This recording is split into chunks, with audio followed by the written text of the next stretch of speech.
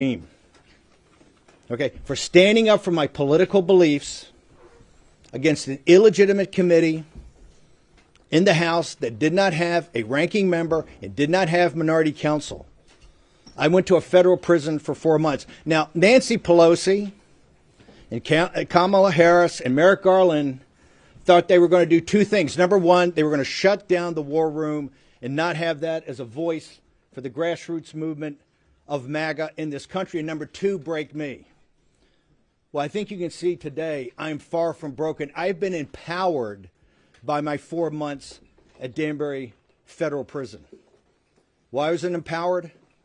Because I was able to listen, to observe, and to learn from working class minorities, young African American men and Hispanic men, and yes, Puerto Rican men, about what their lives are and what the queen of mass incarcerations, which is what they believe that Kamala Harris is.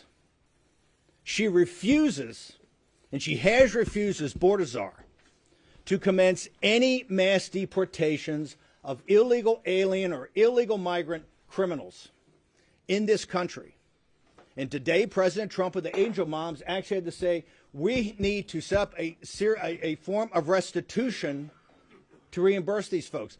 Kamala Harris, Vice President Harris, as the border czar, has refused to do that and continue on the mass incarcerations. Now, President Trump, and quite frankly, with the visionary leadership at the time of Jared Kushner, President Trump came with the most significant prison reform bill ever created, the First Step Act. And today, 6 years after, and 4 years into the Biden regime, of which Biden in 2020 promised and committed to dramatically decrease the number of incarcerations in federal prisons, and nothing has been done. Nothing has been done. You know, this is criminal negligence by the highest, at the highest levels of BOP, Bureau of Prisons, and the Justice Department. You have particularly minorities, African Americans and Hispanic men and their families being broken, rotting in federal prisons, when the First Step Act is very clear of what's supposed to happen, and all they do is get spun and spun and spun. The system is broken. Bureau of Prisons is broken. This is not about Danbury and not about the individual. I have many good individuals working at Danbury Federal Prison. The system of the BOP, the system of the Justice Department is broken. They have weaponized the Justice Department against a political movement, a conservative grassroots movement that's had President Trump's back, and from the dark days of February, March, and April of 2021 is on the cusp of the biggest political comeback in the history of this nation, led by grassroots people, everyday Americans, including, as we know now from the polling, and the reason I said we're on the cusp of a massive victory, she is failing to connect with minority men, Hispanic and African American men. Now, why is that? They understand what the scam is. They understand that this administration purposely let in millions of illegal alien migrants, illegal aliens, to drive down labor costs. The Federal Reserve said it from the very beginning. We're going to drive down labor inflation by getting more unskilled workers here and putting pressure on the lowest skilled sector we have. And they were successful, and they brag about being successful. The minority community understands that. They understand the scam and the con of what Kamala Harris has done. In addition, she has failed to do, for political reasons, the reason the First Step Act is not implemented among minorities is because Kamala Harris and Merrick Garland and Joe Biden in the White House and Nancy Pelosi understand it to be a massive political win for President Trump. And that's why they're failing to do it. They thought they would shut down the war room and take our power away. The show is bigger and more powerful than it's ever been. And please, it's not a podcast. We take the live streaming television show every day and the radio show, and we turn it into a podcast. So my brothers and sisters at CNN, When you say the podcast number is off slightly, right? It hasn't. We were the largest podcast, but we're streaming. We stream on television, and we play on radio and online. And Nancy Pelosi thought a federal prison was going to break me. Well, it empowered me. God bless you. It empowered me. I am more empowered today, more focused today, sharper today, in better shape today than I've ever been in my entire life. So Nancy Pelosi, suck on that.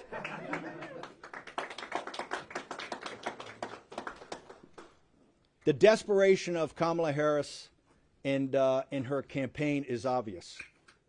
They went from the politics of joy, and we were the first ones to call it, to darkness and night falls on America, and they pivoted hard. You know why? Her incoherent explanation for what the politics of joy is befuddled everybody. So she had to go back to the same playbook. Trump's a fascist. His followers are not deplorables, they're fascist. That they're a danger to the country. Well, you know who doesn't buy this? Working class people don't buy it. And particularly African American and Hispanic men do not buy it. Had a great opportunity at Danbury, and I want to thank the Education Department of Danbury Correctional Institution for allowing me to teach, yes, civics and government. I had, I think, close to 100 students in 3 different classes. The majority, particularly the later classes, were minority men, African American, Hispanic. Lots of Puerto Ricans, lots of Dominican folks in the Dominican Republic. And if you had a chance to read Vanity Fair, the cover story on our populist nationalist beliefs, you can see that it talks about economics. And it talks about the way the system works, the financial system in this country, how it's inextricably linked to the political system. And you can't understand what's going on until you understand how the economy, how the Federal Reserve, how deficits, how they play into the politics of the day. That much that you see on television is just professional wrestling when it comes to politics and is not the thing itself. And I can report to you that these young men, most of whom are nonviolent drug offenders that have, quite frankly, a lot of years in prison, these people came to this with a new awakening, and that is the awakening the American people are going through. The system is not only broken, the system is rigged against the working class of this nation. And I saw at Danbury that we're going to move past the politics of race with an intermediate stop in the politics of gender, which is being forced on everybody right now. We're going to get to what is important, and that's the politics of money. And once we get to the politics of money, there's going to be some fundamental changes in this country. I want to thank you folks for coming. I'm far from broken, and I appreciate you guys attending. And I will tell you, if President Trump's grassroots forces combine as we can combine right now, you're going to see unbelievable numbers next Tuesday. However, the Democrats are not going to give up. They just hired Mark Elias. And you only hire Mark Elias, who I think is the toughest election lawyer in the country. You only hire Mark Elias when you want to go to the mattresses. They understand they can't beat us at the ballot box. We're going to have a reprise of 2020, where they're going to try to do everything humanly possible to nullify Trump's election and delegitimize his second term. And I can tell you right now that the working class people in this country, the middle class people in this country that support Donald John Trump are not going to let that happen. I'll take some questions. Okay, so please introduce yourself before asking your question. Hey Steve, good to see you. Tim Miller. From the Bulwark. I was listening to your Not a podcast this morning. Do you have the pukas on today, or we have the pearls? I'm clear. No Pukas or pearls? No pukas no or pearls? or pukas today. Sorry. This is Tim Miller, one of my favorite guys from MSNBC in the Bulwark. Used to be the spokesman for the Republic. When I met Tim as a younger man, he was the spokesman for the RNC, the old RNC, the establishment RNC, the RNC of Mitt Romney, not the RNC of Donald Trump. But go ahead, Tim. Question. Steve, you said on your Not a podcast today that the fight will continue from November 5th to Inauguration Day. Yes. With January 6th being a key part of that. Yes. So are you planning an encore from the last? No, Jamie Raskin. I think, Tim, what you ought to focus on is Jamie Raskin. Jamie Raskin saying right now, if they take the House by one seat, that they will go back to their committee report and they will say President Trump's an insurrectionist, that Bannon went to prison, Navarro went to prison, President Trump's been indicted, and they will sit there and go, hey, the Supreme Court may have issued a 9-0 opinion about him being on the ballot, but it doesn't mean we have to sit him as president. This is what they're thinking up right now. Nancy Pelosi gave an interview to Rolling Stone magazine. She said her number one priority is to make sure that Donald Trump is not only not elected, a re-elected president of the United States, but he never sets foot in the White House. Nancy Pelosi and Jamie Raskin right now are thinking about, and they're very open about it, of not certifying a Trump victory on November 5th. And that's not me saying, that's Jamie Raskin saying it. Kamala Harris victory. What are your plans for after November 5th? If it's a Kamala Harris victory at the ballot box. We are going to make sure that Kamala Harris doesn't win on November 5th. We're highly confident. We've seen the polls. You've seen the numbers coming in. We're going to look. We believe in the American system of democracy. We believe that, and the reason we like democracy, we're winning, right? And we're going to win on November 5th. I do just wonder then. But you do agree with me on Jamie Raskin, that Jamie Raskin's already said they're not going to certify President Trump. I don't agree with that. I do wonder though. You were teaching civics. You know, you're out of prison. I wonder if you're any reforms looking back on the last January 6th and the fact that you incited a mob that ended up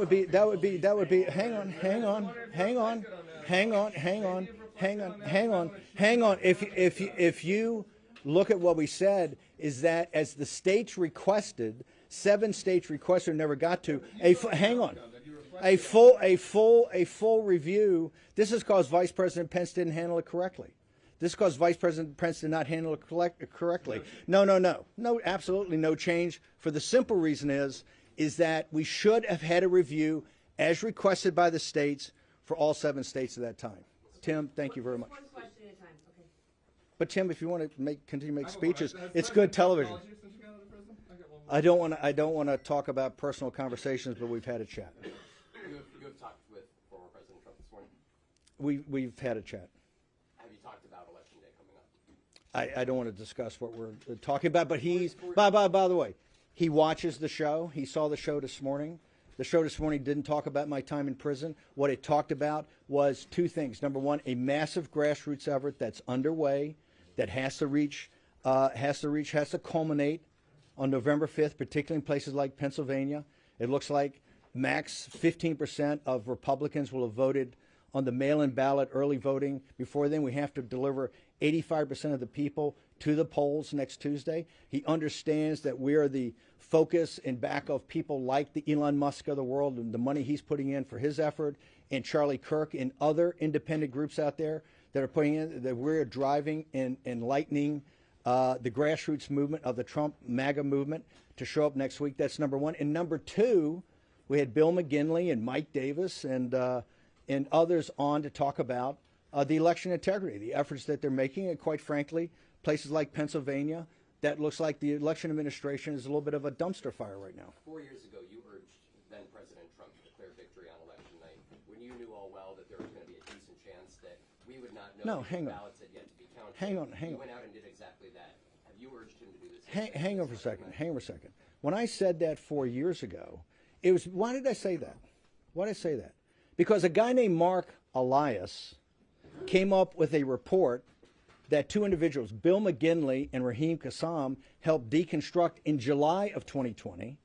And he walked through how the Democrat Party was going to steal the election with illegitimate mail-in ballots. He said, illegitimate ballots. They were mail ballots that American voters cast. I totally, by the way, we can argue, we can adjudicate that. Hang on. We can argue that. President Trump came up at 2:30 in the morning and talked. He should have done it at 11 o'clock at night in 2020. Okay? I am urging President Trump, if the votes come in like it looks like they're going to come in, he should step up and inform the American citizens of exactly what's going on and not keep people in the dark like was done in 2020.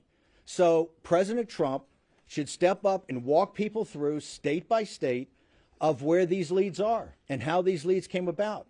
We're not prepared. We're not prepared to have in the dark of night all the problems that happened last time. Okay, the 2020 election was stolen. Okay, I will never back off that. And we know that you wanted him to stay on as president. We know that you wanted the election. I didn't want that. What I wanted was I wanted the will of the American people at the ballot box to be effectuated. I want the will of the American people at the ballot box to be effectuated. That's what I wanted. Steve, yes, sir. Road Steamer here. I'm wondering when's the next insurrection, and can we storm the Burger King after this? Like, can we do that? I mean, doesn't he look great now? We were in Danbury the first month together. He looks great. You don't remember me? We were lifting weights and stuff in the weight room.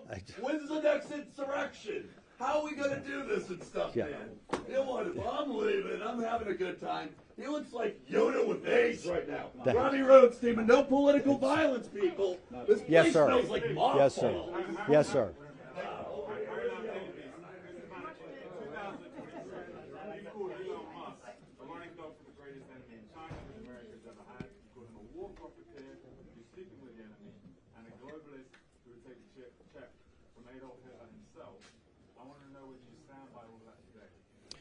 Elon Musk, as you know, Tulsi Gabbard was a Democrat.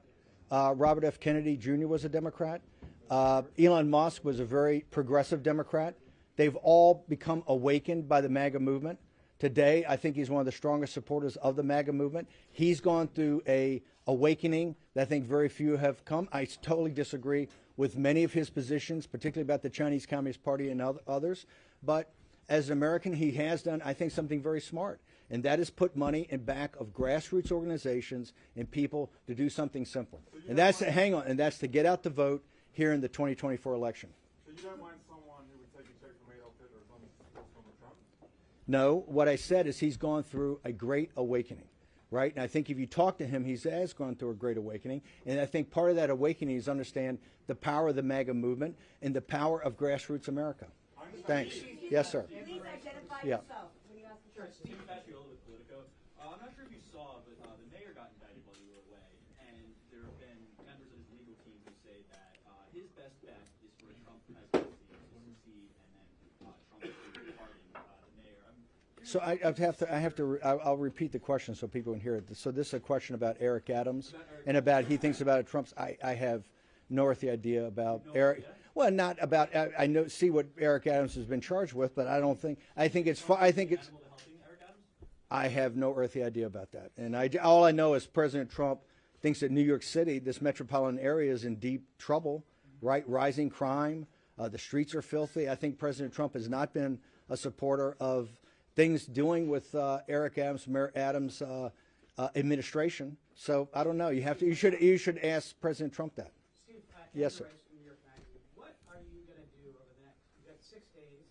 You're out now. You've got 6 days between now and the election, and then maybe some period afterwards in which this will be still at stake. What are you going to be doing during those days besides the war room? Well, there's a lot of different options. I'm of a strong belief right now. This is New York Magazine asking what myself and War Room's going to do. Obviously, with 7 days or 6 days left, you have to have a convergence of the get out the vote effort. I am not a huge believer in our ability to actually participate in rallies or do rallies, because right now I think President Trump does that great, and he has people along that are going to do rallies in the different states. Our focus is one thing, to make sure that we get as many American citizens either early voting while they can or to the polls next Tuesday. And so our efforts are how to scale that effort like we did today on the show and other efforts behind the scenes. So our thing is to make sure that we're there to scale the vote of get at the vote operations, and also on the election integrity. Today we had Bill McGinley, one of the senior lawyers, on there, and he's still calling for volunteers. I think there's been 200,000 election integrity volunteers. We need to get people in the counting rooms. We need to get people around the tables to do ballot curing. Okay, so there's still need for that, so we're going to call for that. So our efforts are on the election integrity efforts to where we can be supportive and then get out the vote. Yes, sir. Peter Harrell on the CBC News. If the election is declared in favor of Vice President Kamala Harris, what exactly do you believe former President Donald Trump should do in the following 2 months? Will you unequivocally condemn political violence? Wait, hang on. Who believes in political violence? That's a loaded question. Of course people don't believe in political violence. I was just a political prisoner of a regime that put somebody in prison for what has been a civil charge throughout the history of the country. I think, I've been told I'm the only misdemeanor that's ever been at Danbury Prison. I think I'm the only misdemeanor. They told me when I was on trial in federal court in D.C. that I'm the first misdemeanor at a federal level. You know, CNN reported that wrong the other day. I'm not guilty of a felony. That was a misdemeanor. So, listen, we have to go through this election. And whoever wins the election wins the election. Okay? I think we can show we're pretty powerful in opposition. Right? So if whoever wins, wins. But I can tell you right now, it's not Trump that's hiring Mark Elias. It's not Trump going to the mattresses about election integrity right now. It is Kamala Harris's campaign. And why is she doing that? Because the politics of joy was an epic fail. Now, why was it an epic fail? Because she couldn't take the narrative and actually put together a coherent set of policies that people could understand. And so she's pivoted. She's pivoted worse than Hillary Clinton. She doesn't call people deplorable. She calls them fascist. This rhetoric is dangerous. It's dangerous, and all they're doing is ratcheting it up. And you're going to see the working class people in this country, the middle class people in this country, that are in back of the greatest political comeback in American political history, are going to say, whoever wins this election, wins this election. Yes, sir. My name is Joe the Box. I'm with the America First Warehouse, part of Real American Voice. 1,392 days have been since Ashley Babbitt was shot and murdered at the Capitol. 820 days, Mickey Wickoff, Nicole left to sit outside the gulag next to the... Can we get a question? The question is Okay. this, sir. Yes, sir. What can we tell them? Because now, 315 in jail, 314 today. What can we tell them to expect? Here's what I think. If you look downrange for a second of President Trump's second term, that commences on January 20th. Look at what's going to happen. Number one, the debt ceiling. We hit the debt ceiling almost immediately. Number two, you have the expiration of President Trump's tax cuts. Number three, the government runs out of money December 20th. It looks like it's not going to be an omnibus. President Trump has to deal with a massive fiscal crisis, okay, economic and fiscal crisis. In addition, you need to start to do what Kamala Harris failed to do. That's the reason that African American men and Hispanic men are not voting for her and staying away, is that you have to begin the mass deportations of illegal alien criminals. That is in the first couple of weeks of his second term. There are many things that have to happen and many investigations that should take place under the proper structure, apparatuses, and to be adjudicated. And that's going to take time. So I think it's not helpful to tell people this is all going to be done immediately. You have the House, you have the Judiciary Committee, you have the Inspector General's report that hasn't been released in the Attorney General's office. They also, I think, ought to have another J6 committee just like they had before. But this time, the Democrats should have a ranking member and they should have minority counsel. So all documents go to the minority counsel, all witnesses go to the minority counsel, people are cross-examined, and we do it in the right way. But I don't think that that's going to happen right out of the box because we have such huge financial, well, the reality is we have huge financial and sovereignty issues about what's happened to the borders of this country and what's happening internally in this country. This is why Hispanics are almost at 50-50 with President Trump. This is why African American men and Hispanic men are not voting for the politics of joy. They see their lives right now are not about the politics of joy. They're about a brutal reality in this country.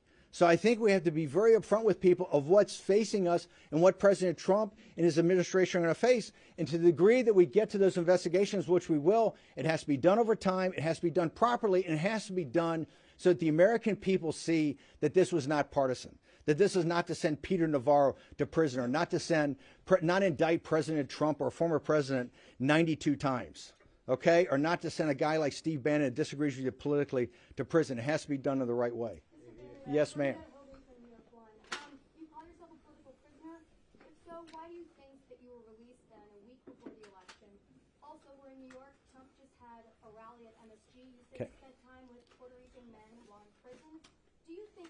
comments by the comedian that spoke before Trump, were they racist Okay. and should Trump condemn them? Can I take the first part of your question first, which is why was I released 7 days before? I think the math works out. If you take 120 days from July 1st till today, that's what my sentence was. Remember, the Bureau of Prisons said last week, the Bureau of Prison admitted I was eligible for part of the First Step Act. I should have been out on September 19th, according to the law of the First Step Act. Now, I'm just there on a misdemeanor for 4 months. You have individuals that have been there that are rotting years after their release date, that today don't know the release date for their families. This is destroying families. The First Step Act is not an executive order. The First Step Act is not just some sort of concept. It is a law. And the Justice Department and the Bureau of Prisons are, by criminal negligence, not implementing that law. And they're not implementing that law for one reason. Because to implement it the way it's supposed to be implemented is a massive political victory for President Trump, who's the only individual in this country that stepped up and had true prison reform. And this is one of the reasons that African-American families and Hispanic families think so highly of him. And this is one of the reasons that the queen of mass incarcerations, which is Kamala Harris, is not. Let's talk about the Puerto Rican situation. Why is President Trump, why is Florida no longer a battleground state? One of the reasons, and significant reasons, is the Puerto Rican support of President Trump and his policies. The Puerto Rican people in this country, American citizens, support President Trump and support his policies. Okay? So that some influencer or comedian says something, is it inappropriate? It's definitely inappropriate. Is that the policies of Donald Trump? Absolutely not. If you look at 218 and 219, why is he resonating with Hispanic families almost 50-50? Why with African American men? Because the economic policies of President Trump had blue-collar workers getting higher increases than white-collar workers, non-college graduates getting higher wage increases than college graduates in 218 and 219, with almost zero interest rates and almost zero inflation. Okay, that made more money in their pocket. They understand the economic times were better then. This is one of the reasons that the politics of joy didn't work. And when she pivoted to this dark night in America, it's not working either. They support President Trump, and he's going to get historic numbers. Now, what the comedian said, or the influencer said, is clearly inappropriate. Okay, but that's not President Trump's policies. President Trump is bringing working class people together. And I can tell you what I saw at Danbury. We're going to move past race. And we're going to get to the discussion about money in this country and who the elites are in this country and who controls this country. Okay? And that is when you're going to see a broad base, even broader base today, populist movement. But thank you. Yes, yes. I heard what you said about Jen Peltz from the Associated Press. Hey, Jen Peltz. You said about focusing on get out vote and election integrity, but has former President Trump asked you to campaign with him, and are you going to do that? Like I said, my focus is on victory next Tuesday at the biggest number possible, because folks don't think it ends on Tuesday. You don't hire Mark Elias to go to the mattresses if you think it's going to end on Tuesday. This is going to take a while to sort through. Okay, and you can see by the election administration problems in Pennsylvania, you see what they're talking about in Maricopa County already, about how long it's going to take to count the votes. Right? This is going to go on. So it's most important for President Trump and his followers to make sure that we put up the maximum number possible.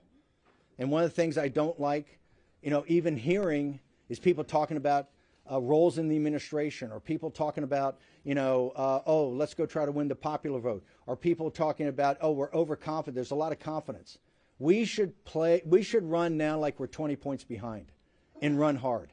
And that's all my focus is. The way that we can scale that on the war room is what I do. Like I said, President Trump's going to do the rallies. His rallies are spectacular. To me, it's walking precincts. It's working phone banks. It's going door to door. It's sending text messages. Yes, ma'am. Washington Post. What, if anything, has former President Trump asked of you to do behind the scenes in the next week and following that? I don't want to talk about that, but President Trump, look, back in 2021, when some of the Republican establishment abandoned President Trump. The MAGA movement started to actually get about organization, the precinct strategy, and other things like that become organizing principles for them. Right now, the thing that is most important for President Trump and his movement is to have his followers come together in an organized effort, right, to get out as many votes as absolutely possible. And that's the focus in the final 6 days. Remember, normally Thursday before the Tuesday election is when, you know, you get news stories, you get everything. So we have to have people motivated. We have to have people going door to door. All this polling and people talking about, oh, well, Trump always polls 3 points less, that's all theoretical. What we know is that what happens next Tuesday is fact. And the only thing that matters is votes that can be certified from American citizens. And that's what we're focused on. Yes, ma'am. I like a bit of recidivism right now, Steve, I have to say. Do you have a message? But first, as a political person, no. It's so from Tim Miller's own lips, a high degree of recidivism. No, because Kamala Harris, the Biden regime, Merrick Garland, Nancy Pelosi weaponize the justice system in this country against their political opponents. And so if that continues on, right, you may see that. If that continues on, but like I said, I am proud that I went as a political prisoner to Danbury Prison. I served my country on a Navy destroyer in my 20s, and I served my country in a federal prison in my 70s. If you're not prepared to be thrown in prison by this weaponized Justice Department, then you're not prepared to stand up and fight for your country. And I will never back down from that. So thank you, Tim. Yes, ma'am. Wall Street Journal. A message for Europe is that, you know, President Trump's been a great friend of NATO to make sure the NATO alliance is actually funded by countries in Europe. I would say that the populist nationalist movement over there that's on the march is on the rise, should look at what's happening in the United States of America, particularly against the elites in this country, and how with very little money, every day we're building. Like I said, we're going to move past race here. You're going to see historic numbers, I think, of African American and Hispanic men that do not vote for a Democratic candidate. So we can move past these things that have held us back in the past and get to the sunlit uplands of talking about power and control and money. Yes, ma'am.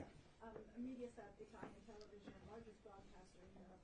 Follow-up is, why is then Europe looking at these elections as if they were their own, and why are they so afraid of a Donald Trump? I'm not sure Europeans are so afraid, but that European elites are so afraid. There's a big difference. Number one, the European elites, the elites and the wealthy in Europe have not paid their fair share. Right? Listen, our defense budget's almost $1 trillion a year.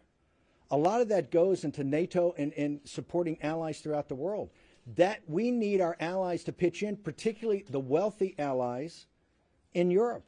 Europe does not carry its weight on its defense. And if the Europeans are so concerned about Putin and KGB and the Russians, they're going to have to step up to the plate and be even a bigger part. And President Trump and Stoltenberg said this, there wouldn't be a NATO today if it was not for President Trump and what President Trump did in assisting NATO to actually start to pay more of its fair share. The European elites, of course they hate Trump because they understand President Trump is a populist nationalist. They understand about what he's talking about is trade. They understand what he's talking about tariffs. They understand he puts American citizens first and he puts American citizens' economic benefit first. So if I was an elite in Europe, yeah, I would be quite concerned about Donald Trump because, number one, it's going to inspire populist movements throughout Europe to actually get off the dime and start winning elections and winning them big. Yes, sir. Scott with CBS. Can you clarify what you're telling my colleague? What would you encourage Mr. Trump to say on election night before the states are all projected? When you say the states are all projected, it doesn't make this about the states projected. President Trump, to me, hang on, should go before the American people. And I thought he should do it last year in 2020 at 11 o'clock at night, not at 2:30 in the morning, and explain to American people where the voting is, right? Where the voting is and what's to come, what is still outstanding. The American people, quite frankly, were quite confused in 2020. They don't need to be confused today. And I think you're going to see some big numbers from President Trump. We've already know that, though, that Pennsylvania and Maricopa County and others are saying it could take a while, but he needs to explain to the American people early on exactly where we are in the voting. So it seems like you're suggesting that Americans should be ready for this to potentially take a few days to know who the winner is. I don't say that. I believe that Jocelyn Benson in Michigan has said it's going to take a couple of days for Michigan. I believe the people in Maricopa County just said the other day it could take them 4, 5, or 6 days to figure things out. Not just because 4 years ago on election night, you wanted Donald Trump to declare victory. So well, hang on. Well, we have made significant changes, and mail-in ballots are not what they were. He told us, Mark Elias told us, that on election night you were going to call it what is the red mirage. But just wait 2 weeks when all votes are counted. He didn't say all legitimate votes.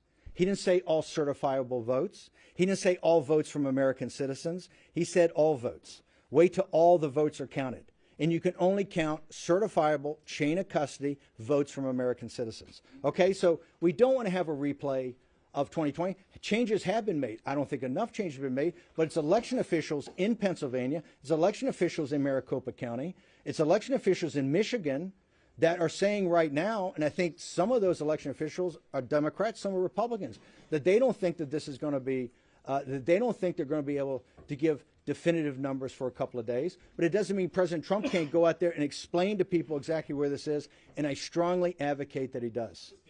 Yes, sir. Yes, sir. Mark Halperin, two-way. Hey, Mark Halperin, how you doing? Appraise the strengths of the Harris campaign, and if you would, just kick through the battleground states and say how you see each one of them. I think the Harris campaign, and I believe this comes from the anti-democratic forces inside the Democratic Party, in shifting out when President Biden was taken off in 10 days off the ballot.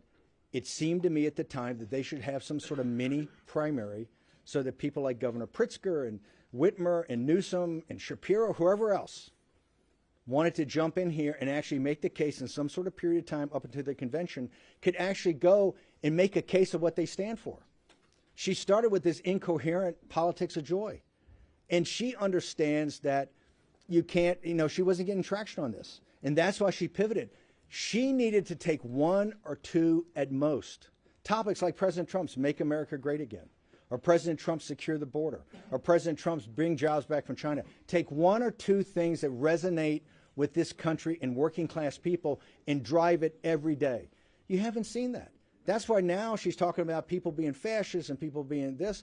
I think right now, President Trump, just like in 2016, right, we have a chance to win the states we won in 2016, North Carolina, Georgia, Arizona, Wisconsin, Michigan, and Pennsylvania, if the grassroots delivers. And I think maybe even throw in Nevada, which we didn't win in 2016. I think President Trump could get up to over 300 electoral votes if people are focused today. And I think the Harris campaign it's not focused, and it's particularly not focused on issues that are obviously at the highest levels of the American people. So I think if the job of the grassroots is done, and this is why I'm not sure it's important for me to go to a rally with President Trump or go to a rally with other people, but to do the work that you need to have done to make sure those votes get out there so that there's no question, even if some things happen on ballot counting over, that we have gotten big enough margins that the votes that remaining were bigger, we have bigger margins than the votes outstanding remaining. I asked you about her strengths, and you just listed weaknesses. Does her campaign have any strengths? I think, for people that align with progressive values, right, I think Vice President Harris has spoken to those values. I don't think she did it in a way that could broaden out to a general election, but clearly she's Vice President of the United States. She's been a U.S. Senator, right? She clearly has strengths. She's proven that in the past. I don't think she's done it in this regard. And I think some of her strengths, particularly in areas that she should have been in, like in sitting in the Situation Room and knowing this, when Brett Baer asked her a week ago, what is the number one geopolitical threat to the United States? What is the United States' number one competitor on the world stage. And she instantaneously said Iran. And Brett Baer tried to help her, and he says, we know some people say China, hint, hint. She says, oh, no, Iran. If you say that Iran is the number one, a regional power is the number one threat to the United States of America, given what the Chinese Communist Party, which is a mortal enemy, not the Chinese people and not the nation of China, but the Chinese Communist Party, a mortal enemy of the United States. If you sit there and want to be commander-in-chief and you say the number one threat when you have a chance to back off and say it's Iran, you're not ready to be commander-in-chief. And clearly you haven't learned anything or anything important in your 4 years as vice president sitting in the Situation Room. Anybody? Yes, ma'am. Conservative TV station in Europe. Yes. I got a question regarding the European issues. The conservatives in Europe view Donald Trump's potential presidency as a whole. I would like to have your comment on that, and I would like you to emphasize on the role of the American polling voters in this mission. Well, remember, you have conservatives, and then you have populists, and you have nationalists. I think the populist nationalist wing of those conservative parties, I don't think some of the classic conservatives, just like here in the United States, I think there's elements of the Republican Party that don't see President Trump as an answer. They vehemently disagree with us on tariffs. They vehemently disagree with us on things like the U.S. Steel takeover by Nippon Steel, things that a guy like Fetterman would back, right? So I think some of the classic conservatives don't see President Trump as somebody that represents a policy portfolio that would interest them. But I do think that the populists in those countries do, and I do think the populist nationalists specifically do. Okay, so we've got time for about one more question. Okay, thank you. I'm so glad you're out. So speaking of the money of politics, New York City spends about What organization? Rights Human Events. Okay. Okay, so speaking about the money of politics, New York City spends around $5 billion on illegal aliens. Do you think that was part of the reason why Madison Square Garden, which holds 19,500 seats, had over 200,000 people clamoring to get in, and New Yorkers decked out in MAGA gear? Do you think it's a swing state like Vivek Ramaswamy says in 2024? I think that you saw that when President Trump went to the Bronx, right? Remember, the elites in this country, the reason there are 10 or 15 million illegal alien migrants or illegal alien here in the United States, the Federal Reserve said this. And now the Congressional Budget Office is saying it, that they had to break the back of inflation, they had to drive down. They focused on wage inflation. And where did they focus on wage inflation? They didn't focus on the investment bankers, and they didn't focus on the lawyers, and they didn't focus on the fat cats in Silicon Valley. They focused on unskilled labor here in the United States, and they were open about it. The Federal Reserve couldn't be more open about it. And that's what happened. Okay, number one. Number two, they tell you now, well, you can't possibly deport anybody, that the GDP has 1% growth because you have another 10 million consumers. The people that are being destroyed by the 10 to 15 million illegal alien migrants are the working class African Americans and Hispanics who are voting for Donald Trump. These people are very smart, and they see their lived experience every day, whether it's in New York City or throughout other major cities in this country and other states, that their lived experience is worse.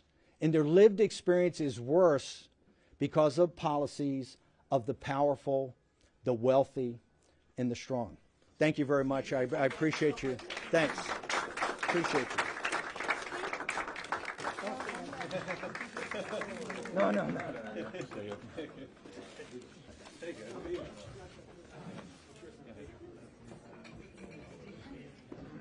Thanks, everyone. If everybody could get moving ASAP, we need the room back to do the 5 o'clock show.